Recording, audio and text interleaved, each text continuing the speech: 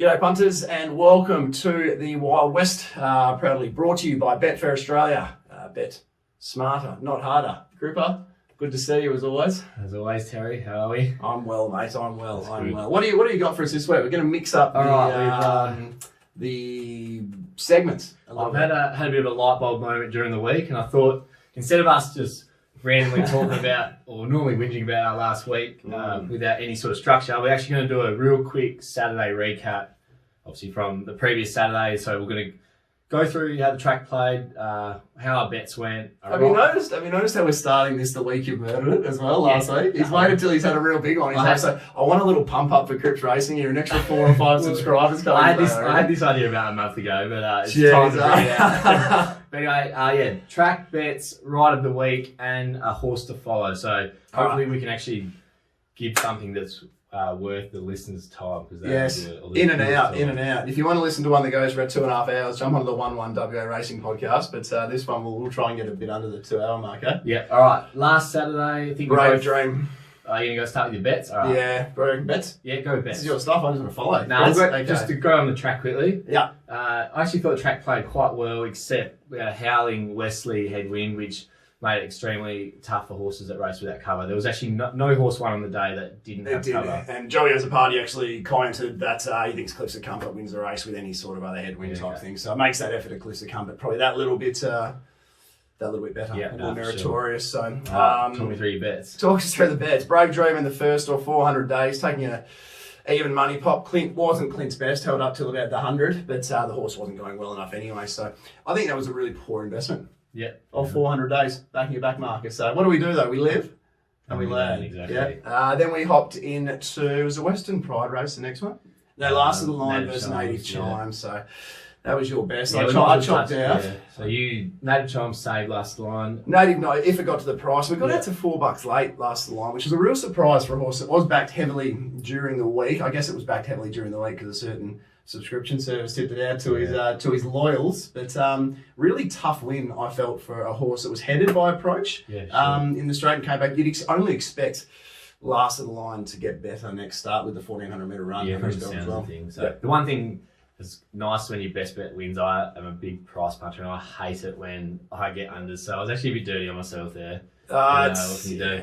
It's been that was a really interesting race because you had horses like Approach for Annie King, who just moved to Annie King, who had been backed off the map several times. Native Chimes has been supported heavily. Peppy Jack and Enduring Moment, all strong money horses. So you put them all together and they all have to fit into that 100% market Betfair has there. So you were then on to Western Pride, which was Save Patristic. So you got the Quinella, just not the Exacto. How about that? We don't want to talk about Quinellas too much here, but $26 for the Quinella in a race that's $26 for the Quinella in a race where to me it looked a bit too horsey. When Western Pride had the back of Patristic at the top of the straight, I was just started filling in the spreadsheet. There we go, party time. We're on here and. Christy Bennett, steer of Patristic was huge and couldn't get past it, but Patristic has paid $11, so if you're going to get a save, at least it's a reasonable price one. Yeah. So, now, moving on to probably the sickest beat I've had all year nearly, which was Cliffs of Comfort, was absolutely home and hose with 50 to go. Did you cry? Darren called. I was in Office Works buying house, so I actually just sat down for about 5 minutes and just pondered what life's all about. You know one thing Cliffs of Comfort didn't do? Didn't take care of business. No, it definitely didn't. It was that's the Office Works saying, by the way. I think it is. But yeah, that'll do. So that was tough, but for me, it was good. Followed it up with Bad Wolf, who, the plunge landed 11s into 5s and won quite well actually. So it was extremely. I messaged you after the race. It's not often I'll send you a nice message or anything of that nature, but that was an extremely good read. The way you read that race, you knew the favourite was worth taking on at that price. Money had to come somewhere. It was mapped well, and you got the chockies. Got him nice and early as well. Yep. Took your bucks. So very good stuff. Right. So quickly, ride of the week. Christy on Patristic has to be, doesn't it? Right, you got that. I agree. Also want to just shout out to Ryan Hill on last of the line. We thought that he had the back of the right horse in Peppy Jack. In the end, that was the first horse that stopped, and he was managed to just bullock his way out and get clear. You see a lot of normally when the leader stops like that, the box seat horse is can sometimes be a sick bet. So I'll give it to Hilly. Okay. And a horse to follow. Not exciting this week. Can't give any of the A set away, obviously, but Money Matters, I'm pretty sure will be scratched on Saturday to run on Thursday. And the Hannons, which we'll see live and in the flesh. But Money Matters to give Cliff's a Comfort and Celebrity Queen, 2 horses I think will be out and out superstars, to give them 5.5 kilos because they're still making their way and haven't got the pointers yet, and to only beat the length. I was a big knock on Money Matters. I thought that was a huge effort. Yep, fair enough. I'm going to go with Arrogane. First go at the trip, was victim of circumstances, got caught wide from the outside gate into that headwind, and huge. Looked the winner at the 100, but was beaten by Bonneville. It's a tough day. Bonneville Black, who's absolutely flying. I had Arrogane going for a small fortune. I mentioned that to you before as well, didn't I? It was a tough day. It was a really tough day. I felt like it deserved better. So anyway, moving on. It's our final. We're going to look at just the quaddy legs this week. I don't have a heap of interest in the first 5. Do you? No, race 2 will be great from a neutral point of view. Aesthetically, seeing Dunbar, Jemison returning, and Friday night the big sprue course go boom, and of course Kira and our mate Luke with our Danny, who he's messaged me earlier saying we'll run top 3. We'll beat one of the 3 big dogs home, he reckons. He's pretty confident. So only pays 1 and 2. It does, yeah. I don't quite share his confidence, but he got us last week. He told us that It and Badger Courage would both run places, and at about 30 to 1. Kira on both as well. Yep. And they're in second and third. So pretty astute, our man Luke. But no, let's get straight into the quaddy leg. So start us off, race 6. And this is it. This is the last Belmont meeting. Last Belmont Saturday meeting. Meeting. We got one on Monday. The little free one. A little free one. How's it a free hit? Do we just get our money back? If not, is there a promotion on that? Could regret saying that on Monday night. I've already print screened your message. So, race 6 over the mile, 60 plus 0 Metro wins. Pretty, not 0, just special conditions. Sorry, pretty ordinary looking lineup here from a speed map point of view. I've got Budley Lad rolling to the top. With the Matty Derrick claim, which is a really good use of a claim for a horse who's been ridden by your Eliasfar, Shelby Bartels. It's probably an upgrade in jockey, and you get your 3 kilos as well. So it's something, as you know, is one of my things that I quite enjoy. She did right last start, but Come Right Back pops forward with Budley Lad. They work it out between themselves. Get the feeling Budley Lad might find the top, Come Right Back, maybe pops off after and breezes or looks for some cover, but I'm a real big Come Right Back fan. I think that this is a bloke who will go through the grades pretty quickly. He's super tough. I remember the day last campaign where Pikey went that slow on him, Pikey on leaders. He led and he just about ran he lost the race because he was headed, but he just about then came back to run the quickest last 2. He lost a race he led, nearly ran the quickest last 2. I tweeted about that at the time. Yeah, it takes a bit for you to tweet as well. Pikey's Achilles heel. Obviously he's a gun jock, but his rides on leaders sometimes are lots to be questioned. There's a bit there, isn't there? So I'm pretty big Come Right Back. I've got Come Right Back pretty short. $3.30 in my market. I knew I had Come Right Back sort of at a price I just wanted to be on, as I do. But this is a tough bloke who'll be super, super, super hard to get past. And Budley Lad's $30, and I've got Budley Lad half that, so got to have something small. Yeah, Budley Lad as a save for me. Yeah, okay. I agree with you. Had Come Right Back on top. Was keen to follow him wherever he went after his first up run. He took a sip, but was really strong through the line. Steps up to the mile. I'm not sure. Whatever he does on Saturday, I reckon he'll improve third up. So I'm not chips in or anything. I've marked him 460, but was a clear on topper. And then after that, you could have thrown a blanket over the next 6 or 7. I thought there's a few horses that have gone really good. The run and moderator was huge last start. Chris Parnham hops on. Unfortunately, doesn't draw a gate. So we'll just see how the track plays. If they're really swooperish, moderator comes into it massively on that last run, especially if there's rain as well. We didn't touch on that before. There's meant to be rain from about midnight Friday through the meeting. Nothing too heavy, it looks like, but there's going to be enough there for it to potentially affect the track. And moderator, and probably Budley Lad as well, 2 horses which will really appreciate that sting out of the ground. So monitor that, and if horses down the centre of the track are suited, moderator has to be a major player. Yeah, sure. So Come Right Back on top, but at current prices, there's 420 available. So I'm not going to rush in. No. $5 earlier got a little bit, but wait for the exchange and type of horse. And as you said, it's such an even race. I'm hoping that in a 100% market we can see some 550 or something like that. That'd be nice. Enough. All right, race 6. This is deja vu, mate. Oh no, it's this crap. I don't know. The market's bang on here for me, just about. I've got Cliffs of Comfort on top, but. Yeah, you've got a horse on top, but you just sort of you don't want to get involved. You almost know you're going to see the same thing you saw last week with Long Beach. So, look, the one thing I'm happy to say is horses like Edelweiss, Rationale, who are get back horses. I mean, racing super. I just can't have them against these two. I've got this as a complete, like last week I had Celebrity Queen, Cliffs of Comfort. Basically couldn't split them in the market, and the judge just about couldn't split them that evening. Actually went to a party that night, and the judge was there. There's a photo. Oh, really? Yeah. So I went and got stuck into him. Didn't buy any beer that night. I checked the photo. It was definitely meant to I don't care. I don't care if he made the right decision or not. That's not the point. He should look after his mates. Cliffs of Comfort.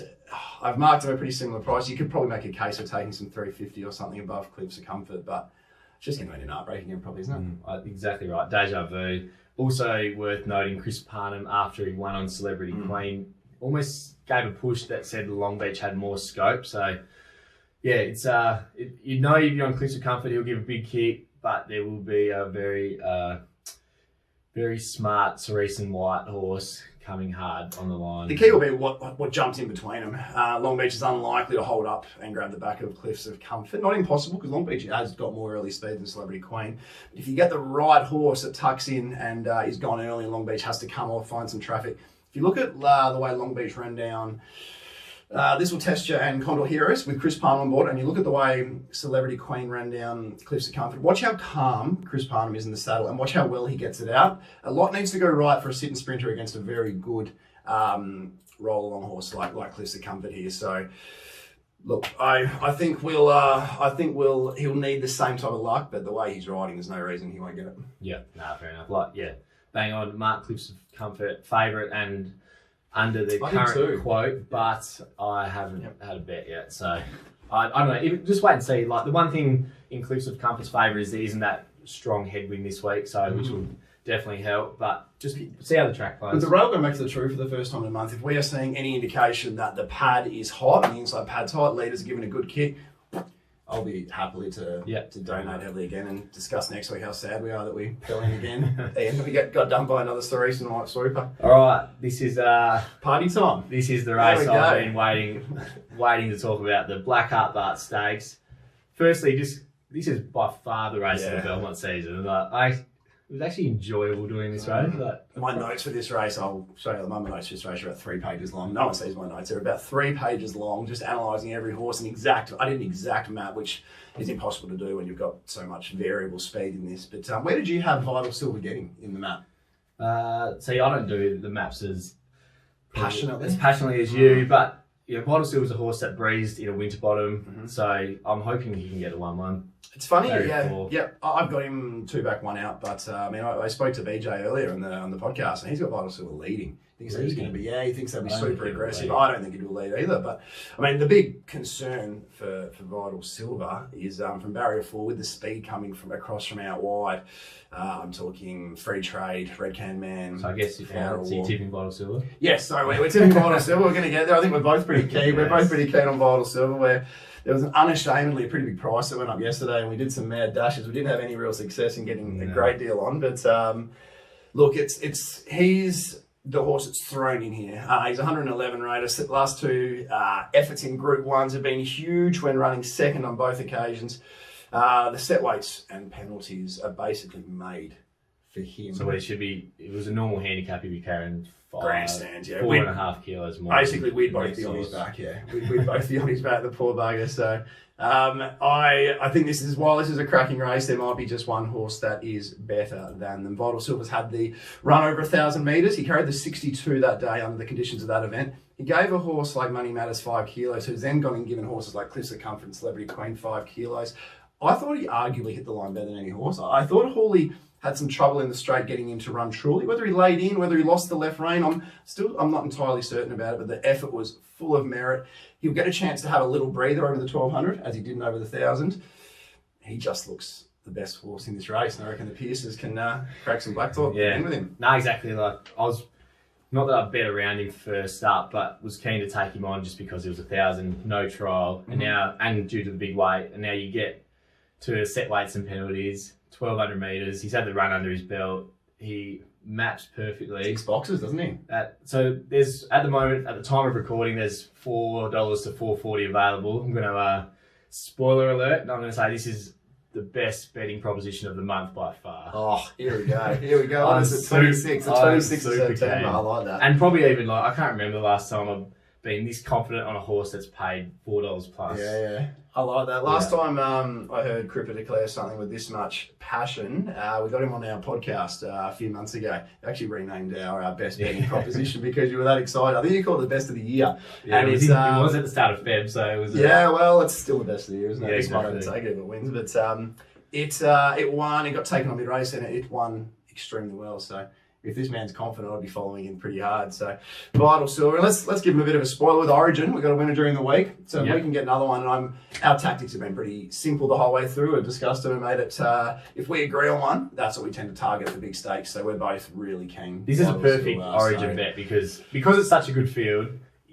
I think this Vital Silver will start probably $3 something. So the thing is, horses have to take up percentage here. That's the thing. I mean, there's no way a horse like Red Cam Man can't take up at least 12% of the market $8 late. There's no way a horse like Stage Man won't take up the same amount. So horses have to all fit into that 100%, and thus you can get an inflated price about a horse. That might I just think all things being equal, whoever beats Vital Silver on Saturday will come out and stamp themselves as a real carnival horse. Winterbottom?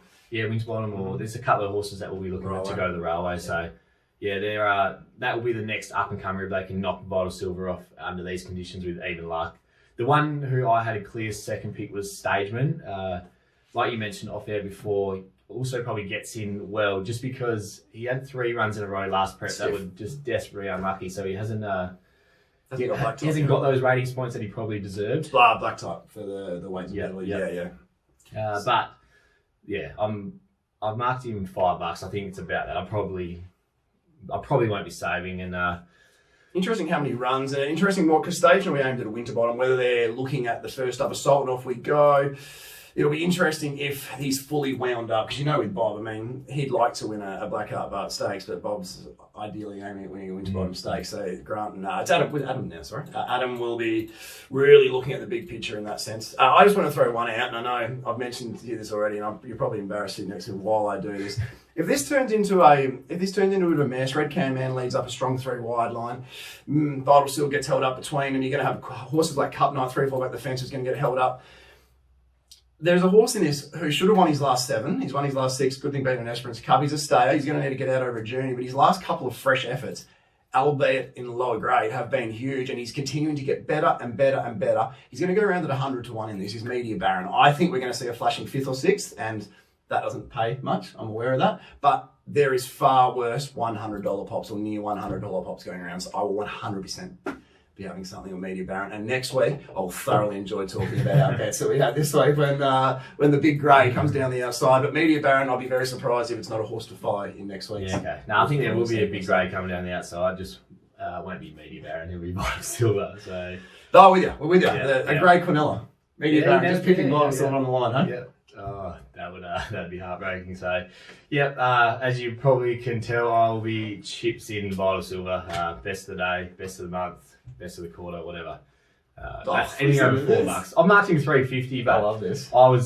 When I'm marking $3.50, that was the longest I could have got him because I knew I wanted to be on under these conditions. So, all right, we'll quickly touch on the last one. I'm pretty much done now. I'm saying that's one race. I don't even like the card, but I'm so excited for Saturday. I don't mind the card actually. I don't mind especially the second half of the card, what we've just touched on. But I am looking forward to especially that race. So it's been a while since we've had, a proper good exciting race to actually get stuck into over in Perth. So it just the fact you can see horses like Cup Night at nearly 20 to 1 in a sprint, it shows you it's a really really good horse race. So, but in the last, I'll keep this very simple. There is one leader in a 16 horse field over the 1,200 metres, Don's Legacy. I thought Don's last effort behind Narodio, same race as Cliffs of Comfort.